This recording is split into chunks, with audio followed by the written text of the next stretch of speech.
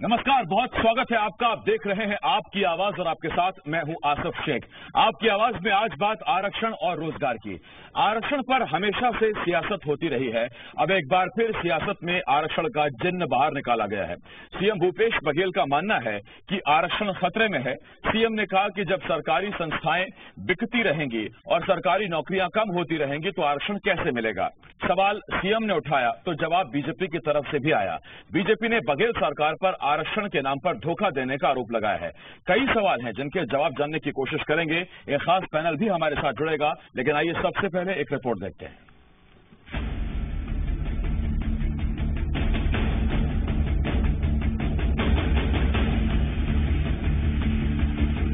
हमारे देश में आरक्षण और सियासत का सीधा संबंध है। आरक्षण ने वंचित वर्ग का भला किया हो या ना किया हो, हाँ, सियासत ने आरक्षण के नाम पर सत्ता की मलाई जरूर हासिल की है। अब एक बार फिर आरक्षण का जिन्न बाहर निकला है और इस बार मुद्दा छेड़ा है छत्तीसगढ़ के सीएम भूपेश बघेल ने। राखी के मौके पर एक कार्यक्रम में सीएम बघेल ने केंद्र सरकार और बीजेपी पर जमकर निशाना साधा। सीएम बघेल ने बढ़ती बेरोजगारी के लिए सार्वजनिक संस्थाओं के निजीकरण को जिम्मेदार ठहराया। हमारा अनुसूचित जाति हो, जनजाति हो, पिछड़े वर्ग को आरक्षण की व्यवस्था है, लेकिन सवाल ये बात की है, जब आरक्षण के लाभ तब मिली जब हमार सरकारी नौकरी बाँची तब तेकर लाभ अपन मिल जाये। हम आरक्षण के बात करत हैं, बिल्कुल सही बात, हमें मिलना चाहिए, लेकिन जब पदे नहीं रही तो आरक्षण ले कैसे करो। तो सवाल तो बात कहे कि वो सब चीज मन जिन हमारे पुरखा मन, जिन सियान मन, जिन निर्माण करे है, जब हम सबके खून पसीना लगे हमारे पुरखा मन के, वो संपत्ति मन यदि निजी हाथ में जा जाए, बिकट जाए तो कर लाभ हमें मिल पाएगा। सीएम बघेल ऐसे वक्त में बेरोजगारी को लेकर केंद्र पर हमलावर है जब सीएमआई के आंकड़ों में पिछले कुछ महीनों में सबसे कम बेरोजगारी वाले राज्यों में छत्तीसगढ़ नंबर 1 पर बना हुआ है। सीएम के वार पर बीजेपी ने पलटवार किया है। बीजेपी ने बघेल सरकार पर आरक्षण के नाम पर वादा खिलाफी का आरोप जड़ दिया। आरक्षण का विषय है, जहां तक प्रदेश के अंदर में जो लाखों नौजवान आज बेरोजगार हैं, जो आपके होर्डिंग के माध्यम से दिख गया कि 20 लाख हमने नौकरियां दी, लेकिन जब 20,000 नौकरी आप नहीं दे पा रहे हैं, 5 लाख नौकरी देने का वादा करने वाले लोग, तो मुझे लगता है कि भूपेश बघेल जी को जो आरक्षण का वादा आपने किया उस वादा को निभाना चाहिए। आगे क्या होगा ये आगे की बात है, लेकिन जो आरक्षण के नाम पर जिन्होंने छलावा किया है वो बिल्कुल आरक्षण पर किसी प्रकार का बयानबाजी न करें। देश में बेरोजगारी है, इससे इनकार नहीं किया जा सकता, लेकिन सच ये भी है कि छत्तीसगढ़ में भी बेरोजगारों की लंबी कतारें हैं। सवाल ये है कि आरक्षण और रोजगार के नाम पर सिर्फ सियासत ही होती रहेगी या फिर एक अदद नौकरी का सपना देख रहे बेरोजगारों को कुछ हासिल भी होगा। सत्यप्रकाश, ज़ी मीडिया, रायपुर।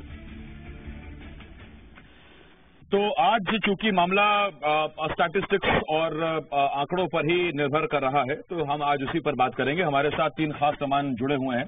हमारे साथ बीजेपी की तरफ से राजीव चक्रवर्ती जी, कांग्रेस की तरफ से नितिन भंसाली जी और वरिष्ठ पत्रकार गंगेश द्विवेदी जी हमारे साथ जुड़े हुए हैं। गंगेश जी, राजीव जी, नितिन जी, आप सभी का बहुत स्वागत है और आप सभी को रक्षाबंधन की बहुत बहुत शुभकामनाएं। हमारे सभी दर्शकों को रक्षाबंधन की बहुत शुभकामनाएं। पहला सवाल मैं पूछूं उससे पहले मैं ये जानना चाहता हूं, राजीव जी, ये जो CMIE है, इसके आंकड़ों को मानते हैं आप? उसकी आंकड़ों की सत्यता पर कोई शक तो नहीं? फिर मैं बाकी सवाल पूछूंगा आपसे। आसिफ जी, आंकड़े कुछ होते हैं, हकीकत कुछ है, फसाना कुछ है। अगर आप जमीनी हकीकत देखेंगे तो अभी रुकिए सर, विधानसभा में फायर हो गए। मैं तो पूछ रहा हूँ कि मतलब मानते हैं कि नहीं मानते हैं? 10,000 नहीं, हम नहीं मानते। अच्छा, नहीं मानते, ठीक है। एक मिनट आ रहा हूँ, एक मिनट आ रहा हूँ। राजीव जी, 1 मिनट आ रहा हूँ। नितिन जी, आप मानते हैं CMI के आंकड़ों को? बिल्कुल। अच्छा, ठीक। अब मैं जरा तो बनाया नहीं है। हाँ, नहीं, ठीक। अब मैं ये दोनों से मैंने पूछ लिया। राजीव जी नहीं मानते और नितिन जी मानते हैं। राजीव जी, मैं आपको बात बताता हूँ। राजीव जी, CMIE की रिपोर्ट कहती है कि पिछले 6 महीने में देश में, मैं छत्तीसगढ़ की बात बाद में करूंगा, देश में पिछले 6 महीने में बेरोजगारी की दर कम हुई है। बेरोजगारी कम हुई है। ये फरवरी में जो 8.11% बेरोजगारी दर थी देश में, वो हुई है 6.8। खैर, लेकिन आप तो मानते नहीं। जी देखिए, जीवन भरण पोषण, आर्थिक अर्थशास्त्र में भी लिखा गया है भरण पोषण और रोजगार दोनों अलग चीज है। अर्ध बेरोजगार अलग चीज होती है, रोजगार अलग चीज होती है। अब ये स्टैटिस्टिक्स में बहुत चीजें बाहर हो जाती है और जो जमीनी हकीकत होती है, एक व्यक्ति यदि अपने भरण पोषण के लिए 40 रुपए कमाता है तो अर्थशास्त्र में कहा जाता है कि वह कमा रहा है, उसे रोजगार मिल गया। पर क्या 40 रुपए रोजाना कमाने वाला व्यक्ति अपने परिवार को रोज चला सकता है? बहुत सही बात है। पेट्रोल कहाँ है, सिलेंडर कहाँ है, कैसे होगा? शुरू हो जाती है। जिसे अमर्त्य सेन ने कहा था कि कल्याण का अर्थशास्त्र अलग होता है, कल्याण का अर्थशास्त्र अलग होता है और जो सच्चाई के अर्थशास्त्र होती है वो अलग होता है। आंकड़ों की बाजीगरी में तो साहब ढेर लगा दिए जाते हैं, आंकड़ों के महल खड़े कर दिए जाते हैं, लेकिन हकीकत यह है कि भूपेश बघेल जी ने विधानसभा में कहा कि 10,000 हमने केवल नौकरी दे सकी है। अरे और सर, ये राजीव जी, ये जो आंकड़ा है कि पिछले 6 महीने में देश में बेरोजगारी कम हुई, मतलब ये ठीक है ना? ये आंकड़ा ठीक है ना?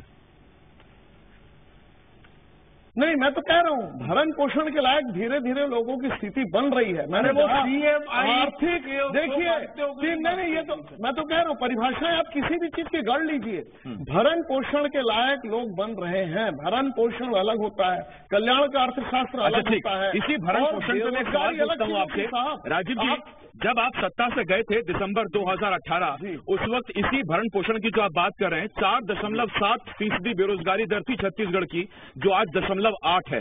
तो उस वक्त भरण पोषण ठीक नहीं हो पा रहा था क्या दिसंबर 2018 में? और नवंबर 2018 में ये थी 5.5%।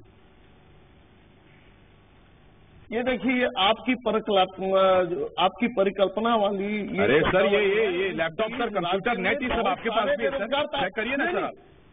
नहीं, नेट मैं बता रहा हूँ ना, 2018 में नितिन जी ऐसा डिबेट मत करिए। मैं आपको बोलने नहीं दूंगा नितिन, फिर मैं आपको बोलने नहीं दूंगा। आ रहा हूँ नितिन जी। देखिए 2018 में कितने बेरोजगार हुए, कितने लोग 12वीं पास किए, कितने लोग इंटरमीडिएट पास किए, कितने लोग ग्रेजुएट हुए।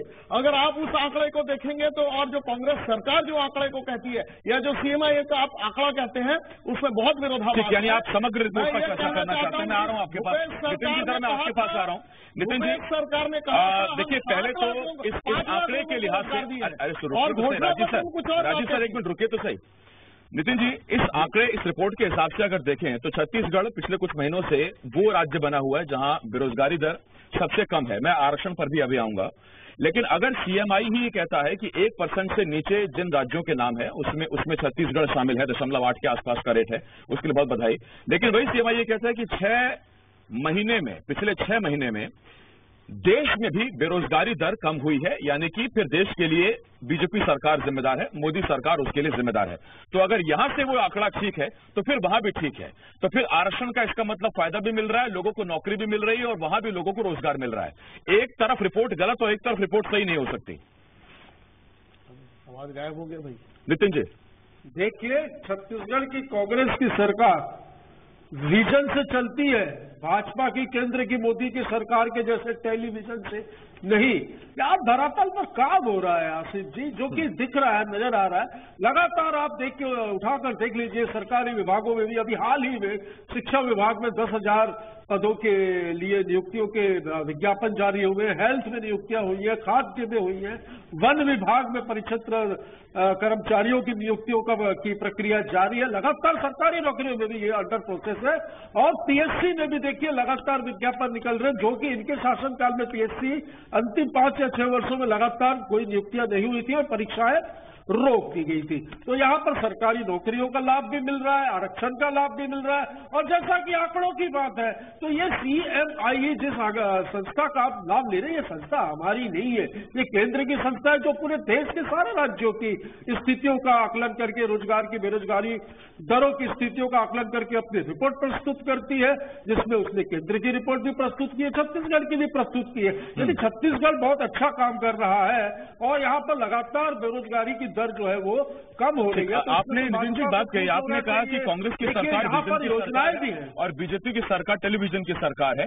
इसी टेलीविजन पर हमने खबर दिखाई थी, हमारे पास एक खबर भी आई थी और हमने दिखाया भी था कि पीएससी का जब आप जिक्र करते हैं तो 91 चपरासियों की भर्ती निकली थी, 2.5 लाख लड़के पहुंचे थे सर। ये क्या दिखाता है? 2.25 लाख के आसपास की संख्या थी वो। ये 40 लाख से ऊपर अरे आसिफ जी, आपसे कई बार डिबेट हुई है, आप काफी सीनियर एंकर हैं, आपको अच्छे से मालूम है कि 40 लाख से ऊपर के इस प्रदेश में 2018 में बेरोजगारी के आंकड़े थे रजिस्टर। वो 2.5 लाख आवेदन क्यों नहीं आएंगे? हम उस गड्ढे को पाटने का काम कर रहे हैं। हमने ग्रामीण अर्थव्यवस्था को मजबूत करने का काम किया। लोग स्वावलंबी हो रहे, लोग खुद का व्यवसाय भी कर रहे हैं। चाहे गोधन न्याय योजना की बात करें, चाहे राजीव गांधी किसान न्याय योजना की बात करें, लघु उद्योगों को खड़ा करने के लिए पुनर्जीवित करने की बात करें, हम नई उद्योग नीति की बात करें तो बंद पड़े उद्योग भी शुरू हुए, जिसकी वजह से डेफिनेटली आप देखिए ये रोजगार के जो आंकड़े बढ़ रहे हैं, बेरोजगारी के आंकड़े जो गिर रहे हैं, उसकी वजह तो यही है ना, ये लोगों को यहाँ पर काम मिल रहा है। और मार्केट की स्थिति भी देख लीजिए आप, छत्तीसगढ़ में अन्य राज्यों के मुकाबले यहाँ के सराफा बाजार की, बर्तन व्यापार की, आपके कपड़ों के व्यापार की स्थितियां देख लीजिए, सभी बने हुए हैं। मैं आपके पास भी आ रहा हूँ नितिन जी, 1 मिनट, राजीव जी 1 मिनट, नितिन जी 1 मिनट। ये देखिए, जब आंकड़ों पर बात हो रही है गंगेश सर, तो अगर 2.5 लाख लोग या 2 लाख लोग अगर आवेदन करते हैं 91 चपरासी के पदों पर छत्तीसगढ़ में, और अगर वो वही 1% भी मैं मान लूं कि ठीक है, सारे बेरोजगार सिर्फ और सिर्फ पीएससी की चपरासी भर्ती के लिए आ गए थे और जितने बेरोजगार हैं वो उसी एक जगह पर जमा हो गए, तब भी 1% अगर 2 लाख है, तो मैं अगर गलत नहीं हूं तो 2 लाख का 20 लाख और 2 करोड़, तो 2 करोड़ लोग तो सीधा इतनी मतलब टोटल आबादी होनी चाहिए जो काम करने लायक है छत्तीसगढ़ में। ये तो स्थिति बता रही है। जी, निश्चित तौर पर इस तरह से अगर देखें तो 2.5 लाख लोग अगर आवेदन कर रहे हैं तो आंकड़ा कुछ और है और हकीकत कुछ और है। जो एक्चुअल मसला है, एक्चुअल जो मेरी समझ में आया है, भूपेश बघेल जी जिस आरक्षण की बात को उठा रहे हैं, केंद्रीय स्तर पे पब्लिक लिमिटेड कंपनियां जो है वो तेजी से उनका निजीकरण हो रहा है और उनमें जो नौकरियां मिलेंगी वो प्राइवेट अपनी जो अगर प्राइवेट सेक्टर उसमें मैनेजमेंट में आएगा तो अपने हिसाब से योग्यता के आधार पर उस पर आरक्षण का कोई दबाव नहीं होगा। जगहों पे क्षेत्रीयता भी नहीं रहेगा उसमें, तो उसकी बात कही है। लेकिन इसका एक सोल्यूशन ये भी हो सकता है कि पिछले कार्यकाल में जब एनएमडीसी और कुछ और बालकों का भी निजीकरण हुआ तो उस समय रामन सिंह ने उन कंपनियों का अनिवार्य कर दिया था कि आप जो है आरक्षण के नियमों का पालन करेंगे और छत्तीसगढ़ के लोगों को स्पेशली लेंगे उसमें, क्योंकि यहाँ पर अगर कंपनी लग रही है तो यहाँ के लोगों को रोजगार भी मिलना चाहिए। तो इस तरह की व्यवस्था सरकार कर सकती है स्थानीय स्तर पे, जिससे बहुत ज्यादा बेरोजगारी की बात सामने नहीं आती है। दूसरी बात यह है कि अगर एक आर्थिक आधार होता है, सरकारी नौकरियों में आजकल प्लेसमेंट एजेंसियों के माध्यम से काम हो रहे हैं। जो काम एक शिक्षक करता था वो शिक्षाकर्मी करने लग गए, ये दिग्विजय शासनकाल से शुरू हुआ था। मतलब वही काम का एक वर्ग है जो पूरा वेतन ले रहा है, वही काम का नई पीढ़ी जो है अच्छा, मेरे को लगता है वो नई पीढ़ी ज्यादा अच्छा पढ़ाती थी, उनको कम वेतन मिलता था। तो इस तरह का जो एक तरह से बंटवारा किया गया वो आर्थिक आधार पर हुआ, क्योंकि सरकारों के पास पैसे नहीं होते थे, निगम मंडलों में कर्मचारियों को तनख्वाह देने के लिए पैसे नहीं बचते थे। तो ये उसका ही नतीजा है कि प्राइवेटाइजेशन को सरकार बढ़ रही है, प्राइवेट सेक्टर में के शेयर बढ़ा के मैनेजमेंट को सौंप रही है। तो इसमें बहुत ज्यादा मुझे लगता नहीं कि आरक्षण प्रभावित होगा, उसमें होगा। और उसमें देखिए तर्क ये भी हो सकता है, बहस ये भी हो सकती है कि अगर प्राइवेट, मैं आ रहा हूँ नितिन जी, अगर प्राइवेट कंपनियां खुलेंगी तो ऐसा तो है नहीं कि सारे काम रोबोट करेंगे, आम आदमी काम करेगा, रोजगार मिलेगा, लेकिन फिर वो व्यवस्था बिगड़ जाएगी जिसमें संविधान में जो प्रदत्त है और जिसमें आरक्षण का अधिकार वंचित वर्ग को है। एक सवाल मैं आपसे पूछता हूँ राजीव जी, सर मुझे ये बताइए, देश बदल रहा है, बिल्कुल बदल रहा है, एयरलाइन बिक गई हमारे पास एक ही एयरलाइन थी, वो बिक गई, बाकी चीजें बिक गई। जब सब बिक जाएगा, प्राइवेट आएगा तो फिर क्यों देगा आरक्षण? वो उसको प्रोडक्शन चाहिए, उसको आरक्षण नहीं चाहिए। आरक्षण संविधान में है, ठीक है, लेकिन आप निजी के लिए लागू नहीं कर सकते और ना फिर वो मानेगा आपकी व्यापारी। आसिफ जी, मैं आपसे पूछता हूँ, आपके दर्शकों से पूछता हूँ, इस पैनल से भी पूछता हूँ, 1992 में जो WTO का एग्रीमेंट हुआ था उसमें हस्ताक्षर किसने किया था? उसमें हस्ताक्षर किया था नरसिम्हा राव जी ने। उसके बाद जो सेटल 2 जिसमें समझौता हुआ था उसमें डॉक्टर मनमोहन सिंह जी ने हस्ताक्षर किया था और वो विधिवत ये पूरे विश्व के सामने हस्ताक्षर था कि हम प्राइवेटाइजेशन को एक्सेप्ट करते हैं, हम नई आर्थिक नीति को करते हैं, ऑर्थर डंकल के प्रस्ताव को भारत ने स्वीकार किया था। बिल्कुल। और उस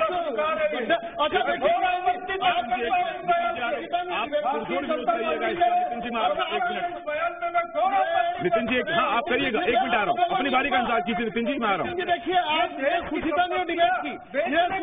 अरे तो अगर ऐसा कोई हस्ताक्षर है या नहीं है तो ये हस्ताक्षर थोड़ी था कि बिल्कुल हस्ताक्षर है, ये हस्ताक्षर था कि हम आर्थिक नीतियों का जो बुनियादी स्ट्रक्चर है, कांग्रेस पार्टी ने उसमें गड्ढा किया, उसमें प्लांट बनाया, और उस प्लांट के ऊपर जब हम जो विश्व की परिस्थिति है कि हमें प्राइवेटाइज नवरत्न इंडस्ट्रियों को छोड़कर जो घाटे की इंडस्ट्री है, ये विश्व विवश है। घाटे में क्यों गई? कंपनियां, अमेरिकन की कंपनी क्यों गई घाटे में सर?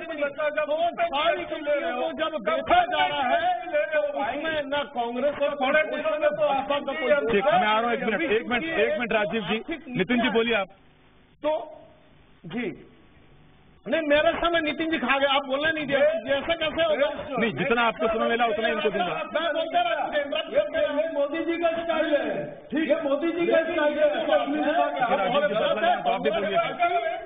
आरक्षण के नाम पर वर्गभेद करना चाहती है कांग्रेस पार्टी, वर्ग संघर्ष करना चाहती है। अच्छा, आप तो चुप हो जाइए सर, नितिन जी बोलिए। नई आर्थिक नीति बनी है, जो कंपनियां बनेगी उसमें विनिवेश होगा, और उसमें कांग्रेस पार्टी ने उस मसौदे को स्वीकार किया था, और हम बाध्य हैं। ठीक है सर, बहुत धन्यवाद। लग गया, मुझे पता लग गया कि इसके आगे कुछ होगा नहीं। राखी की बहुत शुभकामनाएं फिर से सर, बहुत धन्यवाद राजीव जी और नितिन जी। गंगेश सर बहुत शुक्रिया हमारे साथ जुड़ने के लिए। तो ये देखिए, ये दरअसल क्योंकि मामला सीधा बेरोजगारी और आरक्षण का है, तो ये दो ऐसे वर्ग हैं जो सरकारें बनाते हैं, तय करते हैं। एक तरफ बेरोजगार हैं यानी युवा हैं, उनकी बात है, और दूसरी तरफ क्योंकि आरक्षण का जिक्र हो रहा है तो फिर उसमें SC, ST, OBC ये तीनों वर्ग उसमें आ जाते हैं, और सियासत कैसे इनसे अछूती रहे, इसी वजह से आरक्षण का जिन्न छेड़ दिया गया है। अब देखते ही हैं कि जैसे जैसे चुनाव की तारीखें नजदीक आएंगी, क्या इसकी इंटेंसिटी और बढ़ेगी, क्या इसकी फ्रीक्वेंसी और बढ़ेगी, क्या बार बार इस पर बातचीत होगी? शायद हाँ। बहुत छोटे से ब्रेक के लिए रुकना होगा, लेकिन ब्रेक के उस पार भी तमाम बड़ी खबरें आप बने रहिए हमारे साथ। जल्द लौट रहे हैं।